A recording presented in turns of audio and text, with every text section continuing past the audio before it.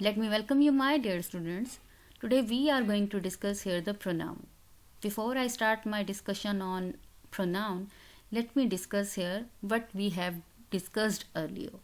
So we have discussed the noun means what is a noun. A noun is the name of a place or a person or a thing or a quality, etc. And we have discussed three types of pronoun that are common noun, proper noun, and abstract noun, concrete noun, general noun, and specific noun and collective noun. So what is common noun? इसको हम label करते हैं एक member, एक आम सी चीज़ को हम जो लेकर चल रहे होते हैं. ये कोई मेंबर भी हो सकता है, कोई कैटेगरी भी हो सकती है, और एक मेंबर किसी कैटेगरी में भी आ सकता है. तो इसकी एग्जांपल एक सिंपल चीज़ है जो आम हम नाम चीज़ जगह में लेते हैं, तो that is man, city, country. तो these kind of words or the noun are called common noun. And what about the proper noun? So proper noun is a specific noun. So हम स्पेसिफिकली किसी चीज़ को categorise कर देते हैं या किसी ख़ास चीज़ को नाम के साथ पुकारते हैं, तो वो हमारे पास प्रॉपर नाउन आता है. Like Eliot and Roman Catholicism, these kind of words are called, or the nouns are called proper noun. Then we have discussed that what is abstract noun. So the name of a non-tangible thing or idea is called the abstract noun. इनमें हमारे पास violence आता है, empathy आता है, catastrophe आता है. So these kind of nouns are called abstract noun. If we are talking about the concrete noun, so the name of something one can sense is called the concrete noun, क्योंकि हम उसमें sense कर रहे होते हैं, इसमें aroma आ रहा होता है, smell होती है. तो these kind of words are called, or the nouns are called the concrete noun. If we are talking about the general noun, so it is the broader term. So the broad term naming all the members of a group is called general noun. यानी हम सब चीज़ों को एक general noun में एक broader चीज़ को एक मेंबर का ग्रुप बना देते हैं, तो उसको हम जनरल नाउन कहते हैं. इसमें हमारे पास फ्रूट्स एग्जाम्पल थी और वेपन्स थे. अगर हम बात करते हैं स्पेसिफिक नाउन की, so the name of the particular member of a group is called specific noun. इसमें हमने जो एग्जांपल थी that was the sword, sofa, apartment. तो इस तरह के जितने भी नाउन्स हैं उनको हम स्पेसिफिक नाउन कहते हैं. If we are talking about the collective noun, यानी हम इसमें हम क्या बात कर रहे हैं, the name of a group written as a common noun. So हमने एक ग्रुप को एक नाम से यहाँ एलेबोरेट करते हैं या उसको एक डिफ़ाइन किया जाता है एक सिंपल नाउन के साथ, तो वो हमारे पास कलेक्टिव नाउन आता है. और उसमें हमारे पास एग्जांपल है jury, army, pair. So this is all about the noun. Now we are going to discuss here about the pronoun. So what is a pronoun? So a pronoun is a word that can replace a noun in a sentence. So simply हम कहते हैं it replaces the noun. So इसकी example क्या है? he, she, it, they, you, etc. लेकिन इसकी हम types की बात करें तो there are 10 types of pronouns which we are going to discuss here. The first one is the personal pronoun, interrogative pronoun, indefinite pronoun, relative pronoun, and demonstrative pronoun, possessive pronoun, reflexive pronoun, intensive pronoun, reciprocal pronoun, and distributed pronoun. Now we are going to discuss it one by one. So what is personal pronoun? If we are talking about the personal pronoun, so we can say it refers to the person who is sealing. How? Means a person pronoun is a word that can be used in a simple or suitable for the proper name of the person. So हम इसे क्या कहते हैं कि हम एक person के नाम की जगह उसे he, she, it के साथ replace कर देते हैं. So what is interrogative pronoun? So interrogative pronoun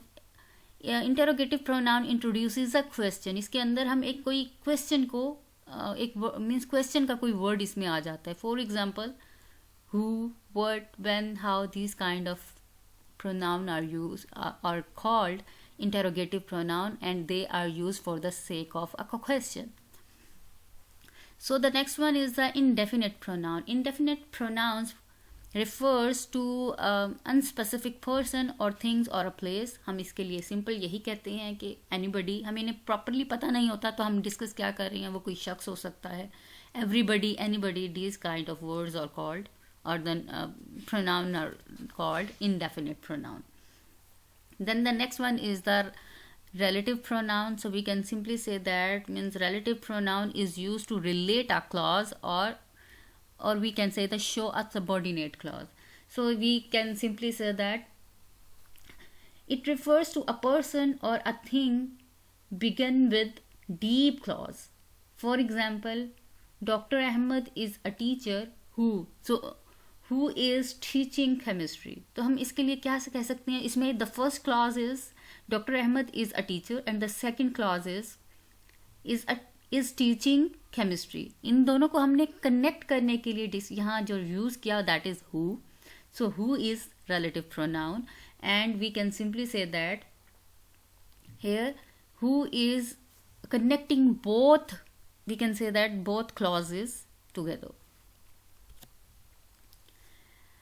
So the demonstrative pronoun क्या है? Demonstrative pronoun is a pronoun that points the specific thing like this, that, these, those, it. So these kind of words are called demonstrative pronoun, क्योंकि यहाँ हम demonstrate कर रहे होते हैं चीज़ों को. So example क्या है? Take these to the clerk. So हम यहाँ पर these को यहाँ डिस्कस किया जा रहा है. These is demonstrative pronoun. Those are responsible for the offense.